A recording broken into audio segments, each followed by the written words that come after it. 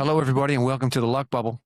It's that place where we investigate the evolution of the body, mind, and soul. Today on my podcast, I have my good friend Julianne Kelly.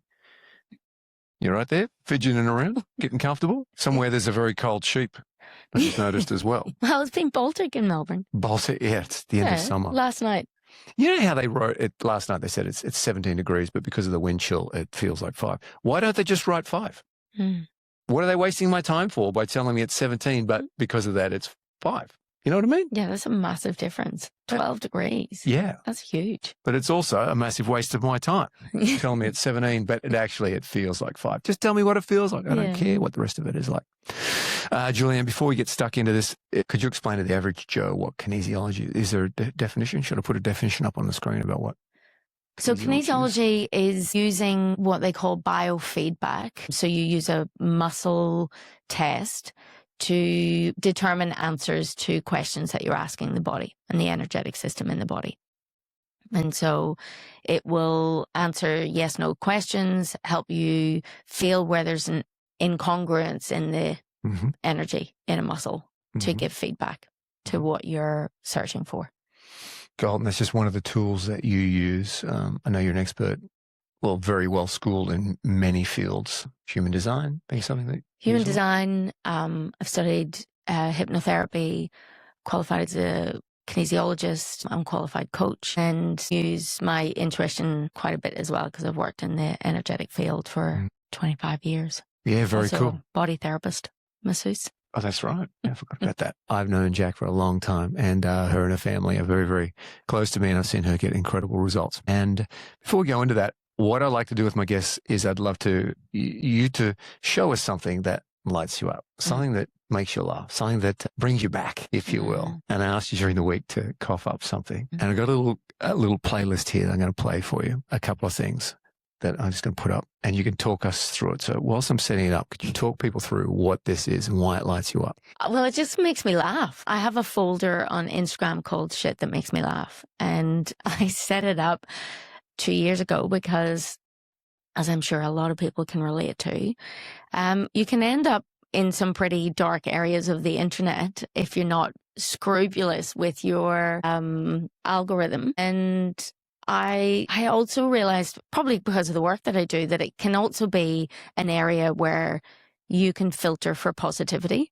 And so I just started to save things that if everything sort of felt a bit heavy, that I could just go in and it can immediately just make me change my state, drop me into humor, make me realize that life's sort of just about connection and enjoyment and give me a giggle. And yeah, there's just some brilliant people on the internet. They have a fantastic sense of humor, or they do a voiceover for something. And yeah, I love it. So I've got a selection here that you sent me through. You sent me down a rabbit hole as well. Yeah. But you make such a very, very good point about curating so that the curation works for you. Yeah. Towards the positive rather than negative. As you said, there's some dark areas. I'm sure, don't know what areas you're going into. There's some dark areas in the internet. It doesn't even have to be that seedy anymore these days. It's just like what's actually happening in the world. Okay, we'll come back to that. I'm just going to show a couple of things here.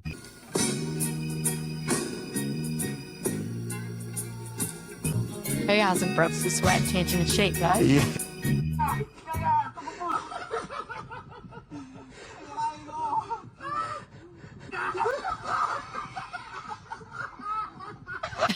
There's something about friends laughing at their friend's misfortune that just gets me. I hear you.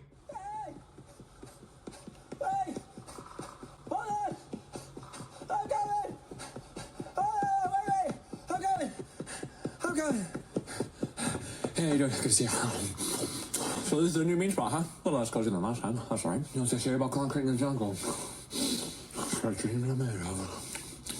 I don't know whose dreams, though. Definitely not mine. My dreams got a little more chaos, mayhem, sentient robots taking over the world. Macro dose, no turn of my days. You know how it is. Jerry. Oh, dude, no way. You got one of these here? Dude. Watch my step. Go gadget. Disproportionately long arms. Dude, jackpot. Hold her steady. Steady. Clean break. Patience is a virtue, you know. I have no idea what these are, but I do know that I love them in my mouth. So you just take a little bit of this, a little bit of that, and then you just shove it out. Oh, baby. That's the real deal. Mom's gone. Sorry, bro. I gotta go. I'll see you next time. Very much for that. What lights us up. It's very, very important. Yeah. So going back to what it is that you do. Well, the work that I do it's often working with people who already have a great understanding of their patterns or their past. They're well read. They've explored things before, but they find themselves in a repetitive pattern. And that often happens when things are in the unconscious that are keeping people looping in patterns that they can't get to themselves. In the subconscious. In the subconscious, which is the body. Mm-hmm. And when you... Can any more shit go wrong with this podcast? I'm just trying to create something here. It's the phone. I was like, do we ignore that? Yeah, Did you hear let's that pretend like that didn't happen. But my pupils dilating on camera kind of give it away. And that look in my eyes like, fuck, just trying to create something here. I found the swearing button the other day. So hang on a tick.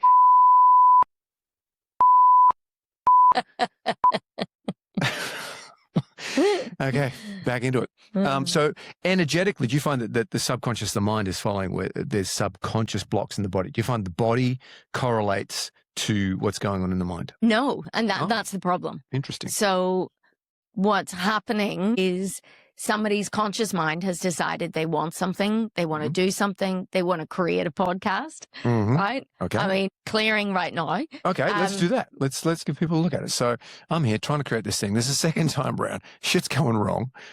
No matter how much I rehearse it, I'll get it down. It's just not working. So what would you do working with somebody? So I would start with, what's your desired outcome? Like, what's your intention? My intention would be, this is really for me. It would be playful collaboration, to enjoy playful collaboration with people who have something to really of worth it, to give the world that can raise humanity to another level. So that's for your podcast in general. That's for the product that you want to put out to market. What is your intention for right now, for this podcast that we're recording, for how today is going to work out for you? To enjoy a conversation with you. Yeah. Okay. So just from observing you this morning, right, what got in the way was logistics, which pull your energy out of connection, out of fun, out of play. And they're important pieces, right? So that in order to naked. In order for it to have the effect or be a product that you're proud of, you want to give those things your attention. But while you're doing that, it creates an internal conflict that you can't hold space for that and be in your play, right? Yeah, and point. so there's this, the mind becomes fixated, like, I have to get the details right. And then there's like this, being in the details and being in the mechanics of it will bring up anything that's in the way of, I'm not good at this.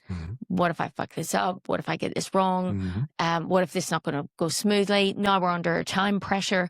And so it creates this internal pressure within the body that will bring up archived, unresolved memories of similar things. I find that people have the same stuff play out over and over. All the time. And they think it's unique to that one area of their lives. And actually, one of the beautiful things about kinesiology and working energetically with the body and allowing people to like move through their feelings, it will often affect other parts that they didn't realize that it was, having an impact on. Got it. And just clarifying, when I said same, people have the same thing going on. It's the same thing for each individual has something, and that stuff plays out. Yeah. So it doesn't mean that everybody has the same problem. It's the fact that someone will have a repetitive problem that shows up in different areas of their life, and they often don't connect that it's the same internal conflict or internal pattern of unconscious conditioning or behavioring that is creating the same thing over and over in different areas. Got it. So let's give the example. So Kirk, this character, Kirk, this fool, he's got this distraction going on. He needs to get all this other stuff lined up that distracts him from what he actually his heart really wants, which is to have a great conversation with you, connection, an honest and trust Yeah. in that conversation is enough. Yeah. So what, apart from naming that and bringing me back, what is something you would do with a client to, is the naming of it the first step? Awareness is really important. You know, it's a really valuable piece of the process. It's not necessary, but what I find is when people understand themselves and they understand what they're letting go of, there's more ownership and more ability to lean into the shift. And so, yeah, it can be a really valuable part of it. So So often in a session, so for example, with you, I think it can be valuable to, I mean, this is not a term I normally use, but to like poke the bear. So it could be like inviting you to go into, well, how comfortable are you with technology, or what comes up for you? Like what internal stories get activated for you when you think about like pulling this together or being responsible for. Okay. You want me to answer that? Yeah. What would be that I have no support with it, and that, if I'm honest with myself, is a template for any stuff in my life, whether it be relationships or whether it be creating of stuff or finances. I would say that knowing myself well, that has played out a lot. This lack of support. I've got to do it, and I don't have the skills to do it. This is not an area I'm skilled at, and it'll take away from me being able to enjoy the process or enjoy the relationship, because I'm forced into an area that I don't know what I'm doing. Ironically, I seem to overcomplicate things in my pattern as well. I'm sure there's a much simpler way to do what I'm doing with you. It just involves you sitting at home, me sitting on a phone and just getting it done. Instead, I've manifested this. Honestly, it's like a scene from The Matrix behind this computer. If you look at the amount of shit that's behind there, the cables, the cords, honestly feel like I'm being pulled out of the Matrix. Yeah. So that's what comes off is this thought that I'm alone. If I'm honest with it, and I know that's the truth because it gives me an emotional response just now. It's like, ooh, that has a charge to it. So what do we do with that? Okay. So I'll talk you through what I would normally do rather than us going into it, because we haven't, She's going to make me cry. No, I'm not, because I'm not actually going to do it for you today, but I'm going to talk about how I would approach the problem rather than actually doing it, because when you work energetically with somebody, it's really important to set up the container properly and to drop somebody in. And I'm not sure that would be great viewing. That might make great viewing. For the 4 people who are looking at it. So to understand the concept, when we have an emotional response to something like you just did, there's a charge in that. We are electrical beings, right? And so when we get a response to something, it can activate the adrenals, it can activate a charge in our body, which we then get signaled as feelings, right? A lot of people are disconnected from their body. They might feel something, but then they just move on with their day, right? And so that, unless it's actually felt and acknowledged, stays in the body and will continue to have an effect on the desired outcome, right? So to shift that and to shift how you respond to any concept. So if we take the concept of not being supported, right? Rather than just saying, like, I'm okay with seeking support. I mean, if we were working only mentally with that, I'd be like, okay, well, how can you find more support? Do you know anybody who can help you with all of this? Because that's the top-down approach. But when I know that the body is holding on to an underpinning story that maybe you can't be supported, right? Which means there's multiple scenarios that can come from that, right? Like you find someone and then they don't show up on the day that you need them, or they get sick, or right. There's a whole series of things that can play. It's incredible what can happen when people are so attached. Somehow to gets the deleted story. from the cloud. Injuries, illness, bookings, stuff goes down. So the way that I look at it is, how can you be okay either way? So I'm okay with receiving support. So just to highlight another thing, oftentimes the very thing that we want, we're not okay with receiving it because we're in a story that we can't have it. And so we will energetically and unconsciously block it or not allow it to land. So and you do that by muscle testing to find what it is. To and then find go what into- emotions are keeping you, like that you haven't felt, that are keeping you stuck in that story. And then what happens? Well, What can happen?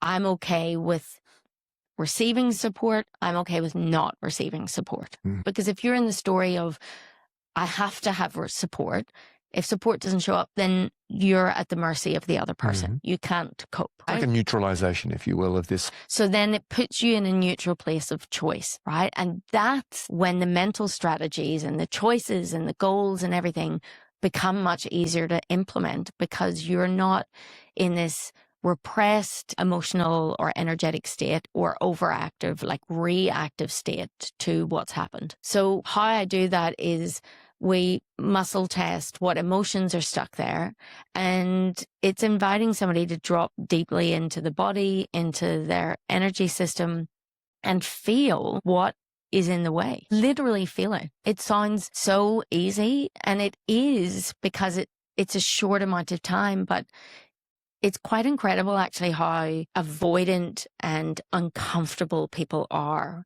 with just holding space for their emotions. And they don't realize the power that they, the energy and the dynamics that they create over and over and over in their life, because they are simply not feeling and allowing what's coming up from their body. Got it. So far, to surmise, correct me if I'm wrong, you use your skills to find where the foundational rot is in someone going after creating something. Yeah. Using your skills. Yeah. And then in naming that, working from the bottom up, neutralizing this cancer that's there, that's eating away. Yeah. Stopping Well, them it's from like creating. metabolizing. Metabolizing, So when good way to somebody put goes it. when somebody goes into the body, they're feeling it, they're processing it. So it's not stagnant in the energetic system, and it's not in the way of what they want. Got it. Excellent. And then the step forward from that, once one neutralizes that, is what? Well, I mean, it depends on the client. So I work a lot with intuition, and this is not, we find two emotions, we clear them, and then the job's done. It's a nuanced piece that I use a lot of my emotional intuition to feel into, right? Because it can be underlying stories. And so we sort of, an easier way to say is that we find the core pieces, and then we do a cleanup around that, right? And then I will often revisit. So I'll revisit the thing that was causing stress before and say, does it feel different now? How does it feel? What about this scenario? So it's sort of testing where we started. And then when things feel different there, then we come back to, let's feel into what's going to be different now? Like, what are you capable of? How are you going to implement this? What's your integration piece, that now that is not a problem, how can you move forward with your life? And that piece is so important, because why are we doing any of this if it doesn't allow us to create change in our lives? When we only focus on clearing things up so that we feel okay, you're not reaping the full rewards of doing the inner work. Right. Doing the inner work is like stepping into your best life and being able to hold conversations with people that would have intimidated you before, or being able to go and pitch an idea that you didn't feel worthy of, like, asking for people's time and attention or money for, or being able to go on dates or open your heart and feel for the first time, or it goes on, or like go on adventures, being able to connect with people, being able to build community. I mean, I work with people that it goes from, I want to feel, through to, I want to grow my business and feel worthy of charging more, or bringing my idea to market, or, I want to lead a team and not feel insecure in that. There's a lot of pieces around leadership, because as we know, leadership, and anywhere that we are seen by others, seen by groups of people, it's going to bring our stuff up. It's going to activate our stories around that. So that's a lot of the work that I do. What do you want to create now that you don't have this problem? Because that's the fun part. Got it. So identification using your skills, then going into a neutralization, and then being led to the assimilation and creation phase, for want of a better term. Yeah. Okay. Yeah. Cool. I get it. I like it a lot.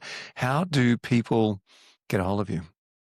Well, I mean, anybody listening can find me on Instagram or my website. Yeah, I'll put your link up on this. Julianne Kelly Wellbeing for both of them. So on my website, people can get a bit of an idea of the work that I do and also read other people's experiences of it. Yeah, but cool. a lot of my business comes through, in fact, all of my business comes through word of mouth. Referrals. Yeah. Just comes through other people hearing friends struggling and saying, go do this, because it changes things for you. As I say, the ones you see the most of publicly tend to be the best marketers, not the best healers. Best healers I know from spending time with some of the best around the world. They're still in their garage. But it's just the referrals. They're good. They pass it on. They're just in that flow themselves. Yeah. Very cool. Do you have a fun story about a client or an incredible success story? What pops to mind to you? You can succinctly. I mean, yes, I have like different clients. Yes, I've had lots of clients that contact me and say, thank you so much. I'm always very reluctant to take, like full responsibility for any client success because ultimately it's their initiation of taking action on anything that we do. And that's what creates the change in their life. Yep. I also, with clients that struggle to implement straight away, I have empathy for that. It takes courage, and sometimes something that can be so easy for other people that can feel so challenging for ourselves. So I have empathy and compassion for that if I know someone's trying. And sometimes it takes coming at something from different angles for it to really land. And also, sometimes we just have to get so bloody sick of ourselves that staying in the same pattern is more uncomfortable than stepping into the courage it takes to change it. And truly, you can feel when someone's really close to that, where they're pushing themselves to the edge to make themselves jump into the thing that they want to do. So sometimes it can takes a mix of courage and time. And then you have other clients that just absolutely put things into action and they're gung-ho, but that's just how they live their whole lives, Yeah. I've got some amazing clients, beautiful humans it's not always the huge success story. Sometimes it can just be that, you'll hear a wife say, I got my husband back, because he can feel and communicate and is actually present. It's not externally a big story, but it shifts lives and it shifts how they relate to their children. And those are just as rewarding as, the business people who I've had a lot of clients write books. I've worked with quite a few authors through their book process, which I really love. I love doing that because it's quite a unique journey. And I think writing your own book is a courageous act because you have to fully back yourself. And just even going through the process now of like reading it, that's really confronting. Some people can find it no problem to write their own book, and then they have to do the audio book and read their own book. And that's a whole other level. So I've worked with authors before they've gone into the recording booth, and also working with them on the promotion of the book then, because at the end of the day, you want that to work. And that requires being in a space, signing books, telling your story, talking to people. Yeah, right.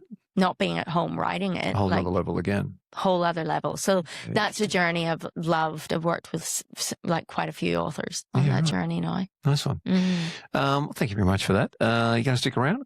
Yes. Gold. Because next up, we got a segment I like to call Idea of the Week. Someone asked me why Idea of the Week. To paraphrase the fabulous quote by Eleanor Roosevelt, surrounding ourselves with ideas advances us, with events sustain us. But when we concern ourselves with people, it just distracts us. And a society obsessed with the latter is a society in decline. So Idea of the Week this week is the idea of dicking about, just doing nothing. Dr. Joseph Jabelli and his latest research into brain longevity indicates that doing nothing is the key to lowering Alzheimer's risk, that you need to have the space in your brain to do nothing. So his core argument is that our modern obsession with hyperproductivity is actually a biological threat. to us. He suggests that the most productive thing you can do for your long-term cognitive health is, paradoxically, to do absolutely nothing. And that's what I like to call the art of dicking about. And I'd seen this with clients over the last 20 years, is that one of the greatest meditations you can have is just empty your brain, empty yourself, let nature help you. There's so much symbolism that's there. You know, when you can watch an ant like we did as a kid and watch them for hours, fascinated, to look into the tree, or lie on the grass and just do nothing. You know, those days when you just rock up at a friend's house, you're like, what are you doing? Nothing. You want to do it with me? Yeah. They are great days where you're just dicking about. You're being led. There's no agenda. And I think we've lost that ability to dick about. And I've seen a lot of reward for people to come back to that essence of actually having to schedule time to do nothing, to dick about. The work pandemic, you know, chronic overstimulation and this productivity guilt that we feel. It's physically damaging to our brain is what they're finding. It's the thinning of the frontal cortex he found and causing the loss of dendrites. They're the branches that connect your neurons. You can't regrow those. You lose your dendrites. That's it. That's mental decay. The default mode network, the DMN, when we stop focusing on a task, the brain doesn't power down. It switches into the default mode network. And the circuit is often more electrically active during rest than during work.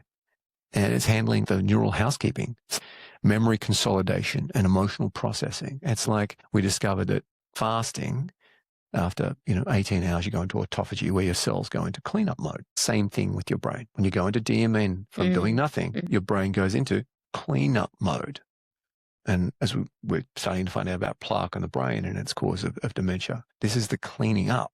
It's actually required. It's this subtle art of dicking about. So we're talking about active versus passive rest. People say, well, I just tune out and scroll on my phone. This is not rest. That is not rest. That is overstimulation.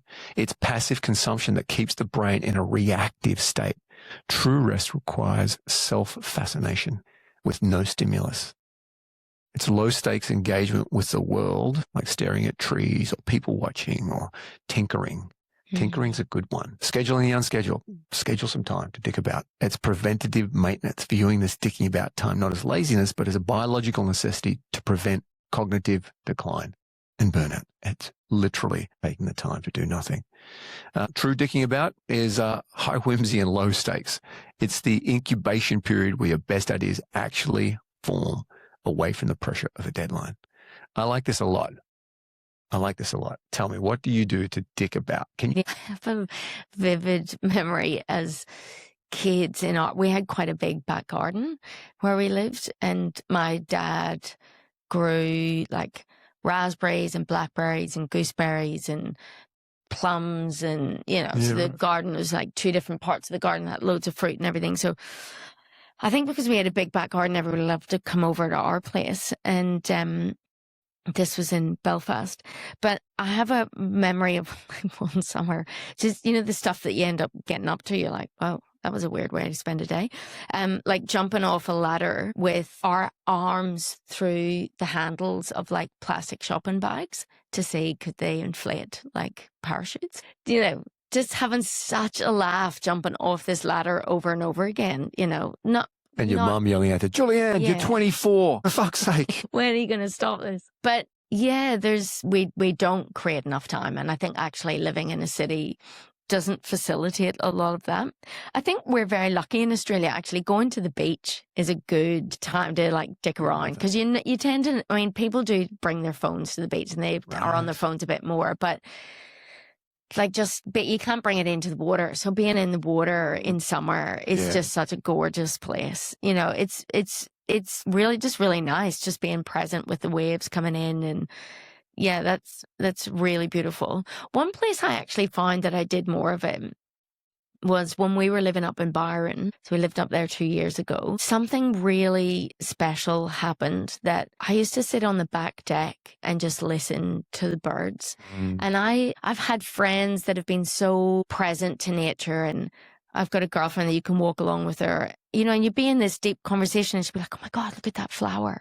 Or, it might be growing up between the cracks of like the paving or something. And I remember years ago thinking, fuck's sake, can we just like focus? Can we just stay? You know, like I just couldn't get it at all. I was like, that seems really distracted to me. Like, how can you notice so many things? Like, what, you know, and it's so interesting. I remember thinking about her a lot when I was up in Byron and having that free time to just connect with nature and listen to birds. And there is something really beautiful about the land up there where the land feels like it speaks to you. And it really woke something in me where I could feel the land rather than just go to it. Right. Do you know that difference? I Like totally, of I a totally city get it. person saying, let's go to nature. And, you know, like my brother used to say this to me, we are nature. What are you talking about? And I just could never, I was like, yeah, whatever. Like, what are you talking about? And I think I got it in Byron. I like, you know, where nature could make you cry, like just driving, You're right. I don't know, past a bunch of fields with like beautiful horses in them and something, like you feel it in your body. And I think we're so disconnected from that now. So I think your thing of dicking about connects you. It connects you to fun. It connects you to play, innocent play again. It's Well, it allows whatever's there to come up. to come up. Yeah. And that's the beauty of being on country. That's why all great cultures that I studied with Yeah. in the bush, Yeah. they just say the same thing. Yeah. So many masters would say to me, Kirk, you know, at the core of it, it's just self-love. Yeah. That's all we're doing. And whether it's the ecstatic shaking or the meditation or the qigong or whatever it is, it's a process that we take you through in our lineage that brings you back to the knowledge of the self, to realize that your greatest self is not the addition of skill. It's the removal of all the shit that's getting in the way. 100%. That's what I see my work as. It's returning people to a deeper connection with themselves. It's like a listening beneath other people's opinions and noise and self-sourcing, like having access to, if you take the job away, if you take the house away, if you take the body away, like who really are you? And can you engage with that part of yourself? Do you even know it exists? And nature is like it's like turning up the heat on that ability to do that. I believe that I have a dream for humanity, and that is the only way forward with everything that's taking place in the world is the work on the self. And there's this gift that we have, which is getting back on country. We are animals. We are energetic creatures. To get out of the city, or even within the city, get back to nature, hug a tree. I used to tell kids when I was an adventure guide, hug the tree, you can feel its heartbeat. And if you hug it hard enough, you're actually feeling your own heartbeat. Because they go, wow, it's a gift. It truly is a gift. That's low-hanging fruit for us to come back to ourselves. Is getting back into nature. The work that you and I did previously and you do now in guiding people, it's like nature's that Bunsen burner. And you can turn up the heat. You can accelerate the process by getting them back. We come up with so many reasons, so many justifiable reasons not to drop our stuff for a moment and enjoy this life. Like, what's the point? We can't do anything about what's happening out there, and all your energy in trying to do that whilst your own foundations are rotten is a waste of time. In fact, you're just giving energy. The bastards, the problem, the way the world is, all your stuff. And if emotion's coming up, that's how you know it's you. It's not them, in my opinion. And what's your opinion on it? What's the I'm not sure what your question is. So the way forward for humanity is what the mystics have always said about knowing thyself, coming back to letting go of all that extra stuff that's out there and working on the self to come back to self-love and a neutral plane, if you will, that takes power back over what's happening externally in the world. And if enough people can do that, it has a way of changing the landscape in ways we can't possibly fathom or understand at this point in time, as opposed to giving the problem more and more energy by giving it our attention and not working on the self, just becoming reactive to it. Because I find if people are reactive to something, they're angry about something because they think it means something about them. Therefore, they don't believe it can change. Therefore, all their actions in trying to go against that thing they think is the problem just gives it more and more energy. I operate from the perspective that we are always part of the equation. And it doesn't mean I don't say that to sort of gaslight people that are in the middle of an experience that's uncomfortable for them. Yes, other people are part of it as well, but it's looking at what is the piece that you have control over, or that you have learning from, that you can shift out of being stuck in that story. Yeah, it has a huge part of it. Thanks for that dissection. Next up is a little segment I like to call Dear Dickhead, which is, what would you tell yourself as a 16-year-old girl? What's the one thing you'd tell yourself? What would you tell yourself? Dear Dickhead, start with, Dear Dickhead. You're writing a letter to yourself. Because we're all dickheads at 16. Don't know shit. We think we know everything. We don't know shit. Yeah, I went through quite a tricky stage at 16. The piece of advice I would give myself is to just don't stay in places that you're not seen or celebrated or welcomed. You know, I think a lot in your teens and your 30s, and some people right up until they die, contort themselves to stay in places that they're not really seen or celebrated. And I definitely did that. Not in all my friendship groups, but I definitely overextended myself to be likable, and I do not do that anymore. No, I'm you not don't. interested. The bluntest people that I know. I've been in a deep practice of not making it personal. Like, it's not a, well, fuck you, I'm out of here. It's just like, a choice. it's just we're not aligned. And that's okay. and I mean that both ways. Like, I've been in spaces where I can feel like, oh, this person doesn't really vibe me. And I've got to a place where, as long as they're not being overtly mean, I sort of chuckle to myself and go, that's sort of interesting, isn't it? Yeah. You know, I can sort of have a laugh about it. But then I just go, great. And recognizing where old me would have gone, I should be more entertaining, or I should be more friendly, or I should really help them out, or I should put myself out to be more likable. I think that's definitely the default of human nature, that we work harder to impress those people that don't like us than we do the ones that love us. Yeah, it's such a waste of your life force energy, and it does not do any favors, because it doesn't put you around people who are good for you. Agreed. The sooner you are happy to step away, the sooner you will get around people who love you, who celebrate you, who see you. Agreed. There's that fabulous Yiddish saying, which is, want to change your life, change your location. Don't change your location to those people. Simple as that. Of course, we can go the opposite way with people who are always changing never taking responsibility for what's coming up for them and getting the same thing over and over and over and over and over again in different places they go to. Yeah, yeah. But I get you. Don't stick around if you're not feeling it. No. And be okay with that. Yeah, and a really healthy lens to see it through is, oh, cool. I'm just being shown that this place is not, it's not the best use of my energy to try and bring my energy to this space more. Yep. This is just life saying, hey, somewhere else.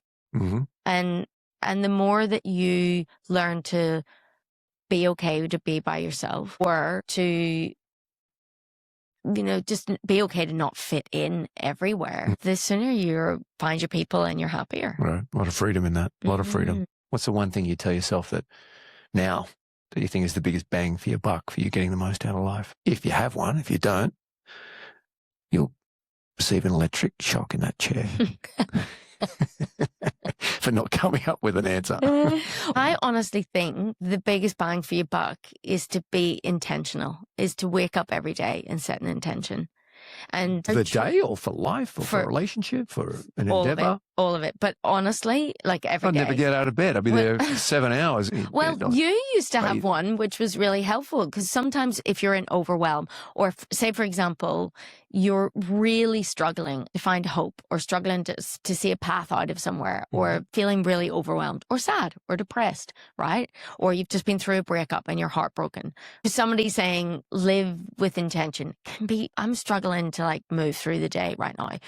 Your thing of, I choose to be pleasantly surprised by life. I have worked with that so many times. And, you know, even just if you need help with something, rather than going, oh God, I don't know how to find that. I don't know where that is. Oh, what am I going to do? I've got to do that on my own. It's like, well, listen to your languaging, how you're mining for deeper problems in that, instead of just going, taking a deep breath and dropping into certainty, because there's a really special frequency around that energy, that word, right? When you are certain that support and help will show up, so you drop into like that sense in your body, and then you say, okay, I choose to be pleasantly surprised by the support I'll receive with the podcast, or I choose to be pleasantly surprised with how easy this is going to go today, that I'll feel like a tech genius, right? Or I choose to be pleasantly surprised that I will communicate effectively or feel great connection with the people I'm around today, right? It's, you know, or if people are sitting in their car before they go into a meeting, I used to do this a lot when I worked in sales. I just say, I choose to be pleasantly surprised by being of service to this business, or like how I will help them understand that this serves the highest good. It's locking into the outcome that you want in each moment of challenge. Game changer, like really a game changer, because it gets everything to be like, okay, this is the way that we're going. It's directional. It really supports the mind and body and energy to work together. That direction without being fixated on exactly the way it looks. Yes. But you know the way it feels. Yes. We often would have clients who have trouble with this. I don't have any concept of what you're talking about. I say, well, can you feel surprised? And they'd be sitting there and I go, and so that feeling, that's surprised. Okay. What about pleasant? Think of sitting in a winter's day in a car and you've been cold and the warmth is coming through. Can you feel that? Yeah, okay. Now put the two together.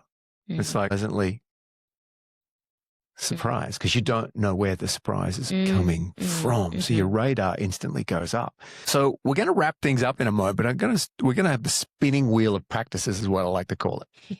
Even though we don't have a spinning wheel. I'm going around and around and around like a chocolate. And the practice I've come up with this week is staring meditation. Along this theme of the idea of the week being nothing, sticking about, it's the staring meditation where you just pick a point.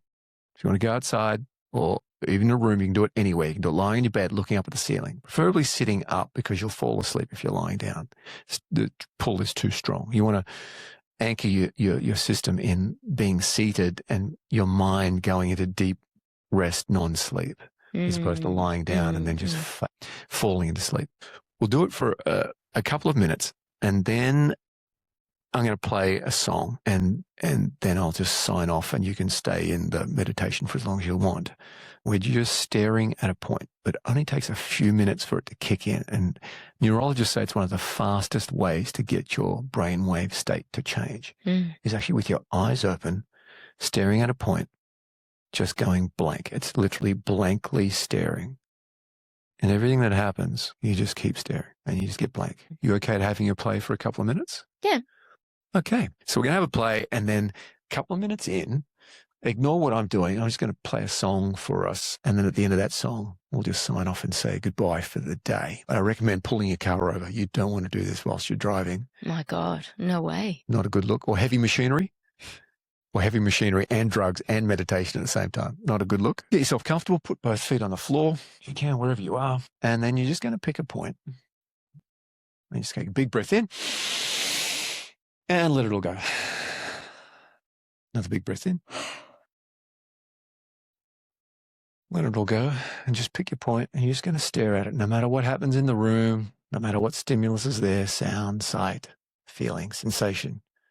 You're just going to keep on staring and allow your mind to go blank. Blankly staring.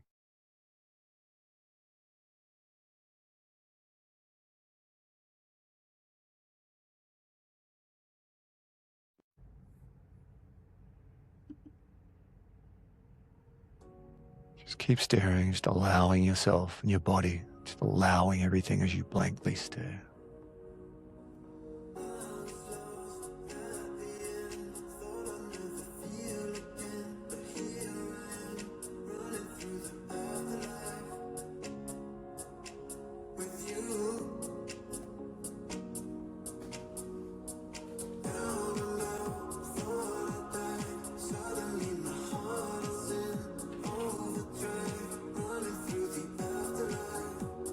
Anytime your mind wanders, just come back to blankly staring.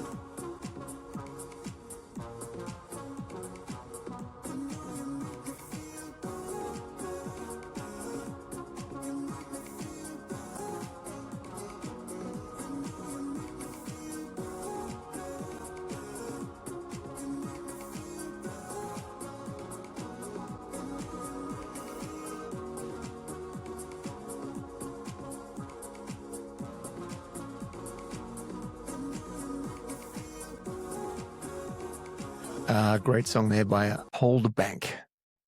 Afterlife, the chilled mix. Check it out. It's great. Thanks for sticking around today. If you want to keep on going with this, knock yourself out. The staring meditation, just staring blankly. I want to thank my guest, Julianne Kelly. All her info will be up and socials will be up on the site for you guys to check out. Have a great week. And remember, it's not what you do, it's how you are. And nothing means anything about you. Practice this meditation. Schedule some time to dick about. You'll be rewarded. Have a good one.